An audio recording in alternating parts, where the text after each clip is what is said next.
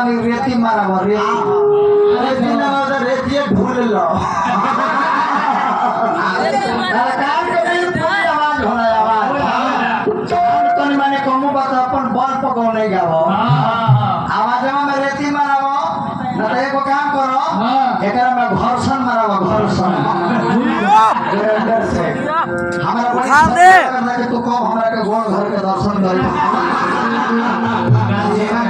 पटना लेके चलता हमरा